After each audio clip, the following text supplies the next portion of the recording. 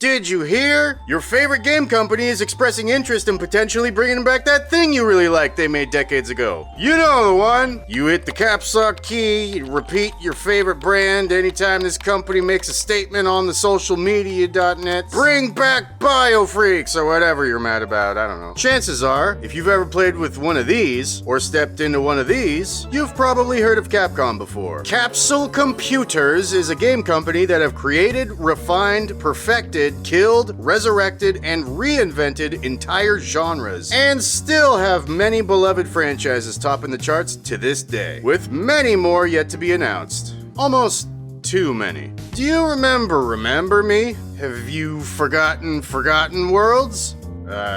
In the dark about Dark Void? F it, I tried. The Capcom logo is slapped on an ungodly amount of IPs, or intellectual properties. For every Street Fighter, Monster Hunter, or Resident Evil, there are dozens of IPs that fall into obscurity. Mega Twins on the Genesis, starring two very cheeky boys. Under the Skin for the PS2, where you're an alien who pranks people during the Raccoon City outbreak. Tech Romancer for the Dreamcast, which is not a game where you f the DVD player. With so many different games in their arsenal, you'd think Capcom would want to revisit at least some of them eventually, right? Enter the 7th console generation. This was the first publicly noticeable push to bring back some old favorites. We got a few sequels and remasters from the Mega Man and Darkstalkers series, along with a respectable lineup of fresh, new Capcom franchises like Dead Rising and Lost Planet. But by the time the 8th console generation rolled around, something clearly went wrong. In a 2013 presentation to investors, Capcom admitted they had abysmal returns, saying they plan to raise game quality by moving more game development in-house to address the disappointing year. Yes, many of the older Capcom IPs got handed out to Western companies, while many in-house games changed direction to aggressively appeal to Western markets. And many of the new takes on classic games,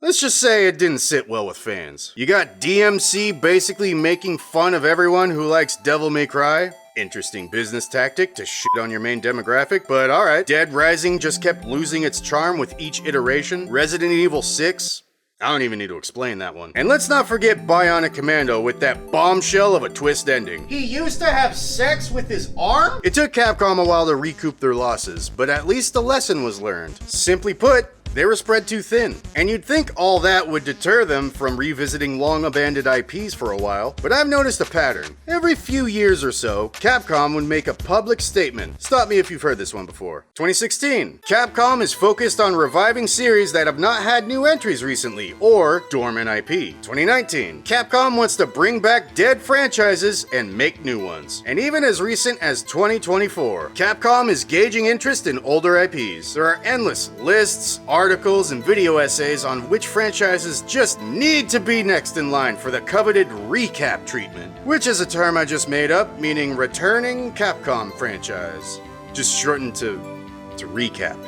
Just roll with it. But do those franchises truly deserve to return just because a few diehard fans won't shut the hell up about it? Or are there even more worthy games that need to come back first? Well, hi. I'm Dylan. I also go by Drunkard, and I plan to get to the bottom of this Capcom conundrum once and for all. So without further ado, here's the video you clicked on, but the one you're actually watching is the definitive Capcom franchise that actually deserves a comeback, more than the others, and or why you should stop asking for one game until a more deserving one gets announced first, or something.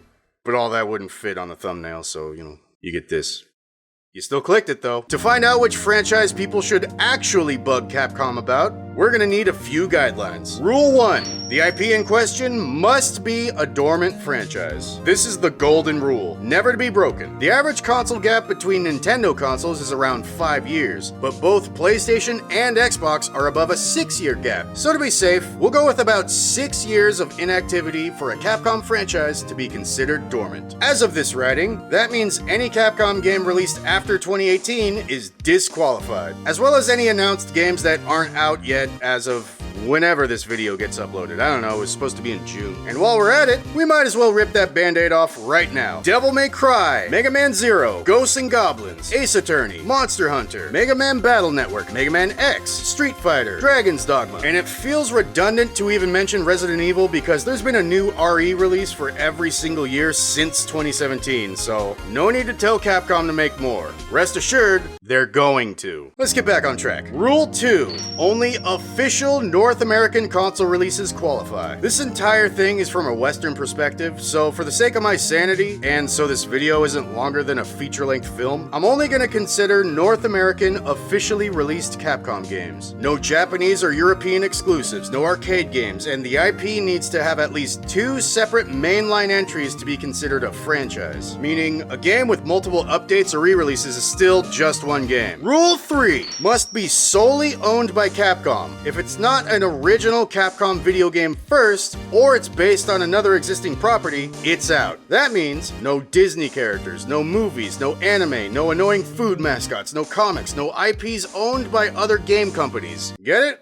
You get it. Having to deal with licensing issues has burned Capcom in the past, and getting multiple massive corporations to reach a mutual understanding is like pulling teeth. So unless Capcom is guaranteed a return of investment, licensed properties are going to be considered less deserving of the recap treatment. It also doesn't count if someone else holds rights to the majority of the franchise, like Clock Tower or Zelda. Sure, Capcom made Zelda's Oracles of the Minish Caps or whatever, but that doesn't make Zelda a Capcom property. I'm also going to disqualify collaboration games where there are one or more companies other than Capcom to avoid further licensing hell. This means your cross and versus games like Tekken Cross Street Fighter, Namco vs Capcom, and definitely not touching Project Cross Zone because holy shit, how are there more than one of these? Rule 4. I hold the right to make exceptions, break the rules, and if needed, skip games and IPs that I deem unnecessary or irrelevant. This mostly acts as a catch-all for situations that don't fit the mold or when extenuating circumstances surround the franchise in question, like spin-offs, compilations, or other. I should also reiterate that a recap means the franchise gets a new mainline game or a re-release. This includes collections. With all that out of the way, let's kick things off with the crowd favorite, Darkstalkers, or Vampire something or other. This franchise is intimidating because the fanbase is very vocal about it in comment sections all across the webs. 3 mainline games and 3 official North American re-releases, with the last standalone release being Darkstalkers Resurrection in 2013. This game in particular is a good example of Capcom using sales as a metric of interest in a franchise, meaning they were open to giving Darkstalkers another chance to prove that a new entry in the series would be profitable. Whatever that sales number was, they didn't hit it, and thus, plans to proceed with a new sequel was put back in the let it cook pile. There are other similar instances, but I'll use this Darkstalkers example to convey how recapping an IP might be dependent on this tactic moving forward. Surprisingly, Capcom made a few horror games that don't rhyme with President Weevil, but Haunting Ground is just one game, and Clock Tower 3 was the only one in the series Capcom owns the rights to. Believe me, if I could combine the two, I would. And put it into the Never Gonna Happen Capcom Horror Collection Volume 1! Fuck, I'm a genius! It was kind of implied before, but Capcom really has no reason to compete with themselves. Meaning, if they have a game series with record high sales numbers every year, why would they make a game in the same genre with less name recognition? If anything, you're more likely to get a new Darkstalkers if it's called Street Fighter Vampire Edition. If there's something Capcom definitely understands, it's branding. And if you're still confused why Capcom would give an existing name to a completely different game, well, just wait till you get to the Mega Man section. That ought to sort you out. Dino Crisis, released in 1999 during peak RE fever, and at the time was considered as a Resident Evil clone, but instead of zombies, it's just filled with Dino's Pomonis. These little bastards are the main/only differentiator to the Resident Evil formula. That's not a good thing if you don't want to compete with Resident Evil and potentially take the spotlight away. You could argue, no, you big dumb stupid. DC didn't have pre-rendered backgrounds, and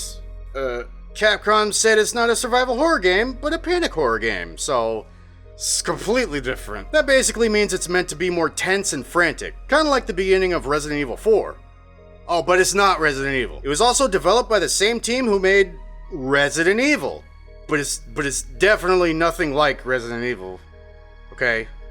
It's not. So we can all breathe a sigh of relief knowing that a new Dino Crisis will absolutely not compete with Resident Evil. I'd say you could turn it into an action game, but then you might compete with Monster Hunter. And should I bother mentioning Exoprimal? No? Good. Dino Crisis had 3 mainline games total, with the third receiving the Jason X treatment exclusive to the Xbox in 2003. Woof. Besides some digital PS1 versions popping up for a minute, and will be gone forever soon, so who gives a shit? The series died in space, and we need to get those dinos back on Earth where they belong. In that hypothetical Capcom horror collection, come on! How is that not at the top of your to-do list, Capcom? Will we ever get away from obvious Resident Evil comparisons? Jeez. Onimusha is mostly considered as Resident Evil Samurai Edition back when it launched in 2001. It received 4 mainline entries, a few spin-offs, and a re-release of the first game in 2018. A collection of at least the first 3 games would be the obvious choice to make, and I think most fans would be okay with that. But if you're clamoring for a big budget built from the ground up recapping of Onimusha, an IP steeped in ancient Japanese mythology complete with samurai, ninjas, or a third example I can't think of, then chances are you're either broke or you're more spoiled than an OG Mega Man fan. How many high-profile games have released over the past 6 years that have featured those exact themes? Sekiro, Nioh, Ghost of Tsushima, Rise of Ronin, the next Assassin's Creed coming out, f***ing Yakuza. And don't get me wrong, I love this setting and some of those games are my all-time favorites. But would Onimusha really stand out with the market being so oversaturated with themes of ancient Japanese history and folklore? Okami is an adventure game steeped in Japanese history and folklore, and is the only Capcom-developed Zelda game that Nintendo doesn't own. Despite me having 2 copies of this game, I still have yet to try it because I see the how long to beat page and get too intimidated to actually sit my fidgety ass down and play the damn thing. Though I am glad to own the version with the IGN logo on the cover that Capcom was too busy to properly edit out. You see it? You can't not see it now. It received 2 games total, with the first getting a re-release or 2 as late as 2017 for modern platforms. Like Onimusha, it doesn't feel as neglected as other IPs we've talked about. I'm sure if we got a revamped version of Okami, similar to what Breath of the Wild was for Zelda, it would do pretty well. But again, the overcrowded open world genre mixed with Japanese mythology, following current trends like that have bit Capcom in the ass before. Need proof? Alright, fine. Y'all remember Lost Planet?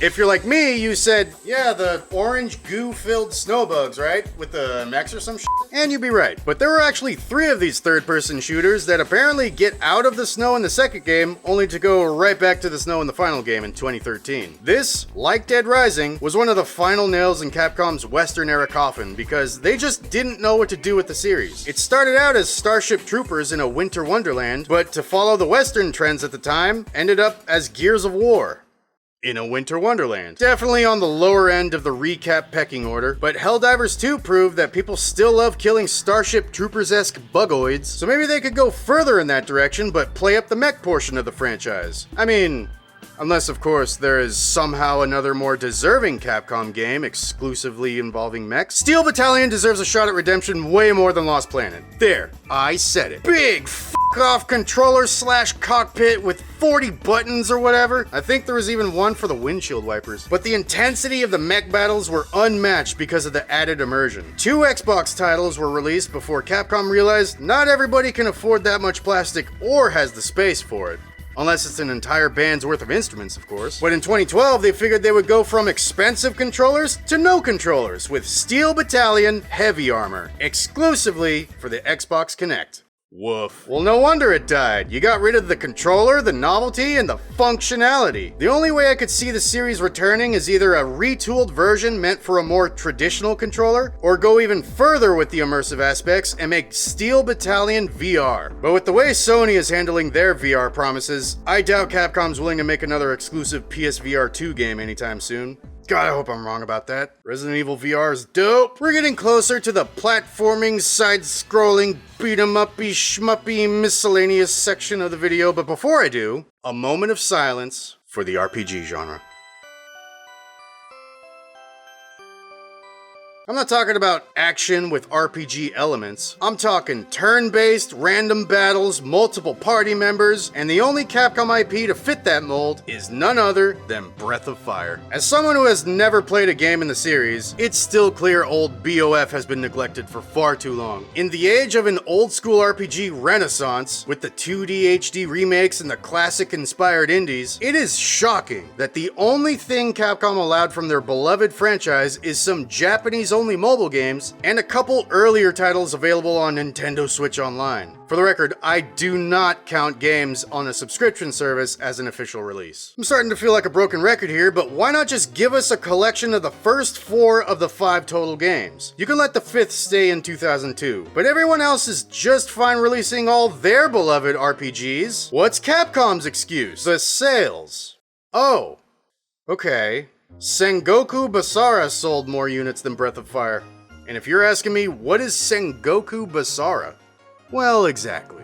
This one's gonna be a tough sell for Capcom. Another game that could tick at least a couple boxes in the RPG genre is one of the spin-offs of the Ghosts and Ghouls and Goblins and Gremlins and Goopers Gargoyles quest. It started on the Game Boy and had top-down explorable maps akin to RPGs at the time, complete with random encounters, only they shifted to a 2D platformer rather than a turn-based party battle. By the third game, we had a Mode 7 explorable hub world with upgrades and secrets hidden throughout the side-scrolling segments. That was 30 years ago. Might be time to put some of those into that Breath of Fire collection you're totally making just to be safe. Just change the name to Capcom RPG Collection and nobody will notice. Or make a Grab by the Gobos collection and throw them in there. Along with Maximo is essentially the 3D action-adventure version of Ghosts and Gadgets and the franchise that starts with a G. It had 2 Jak and Daxter-ass PS2 games in the early 2000s, where they remain to this very day. In all seriousness, if we just got a definitive G-series collection with all these spin-offs in it, I really do think it'll reach a wider audience that will give them the appreciation they deserve. But not as much as this next one. Repeat after me. Henshin.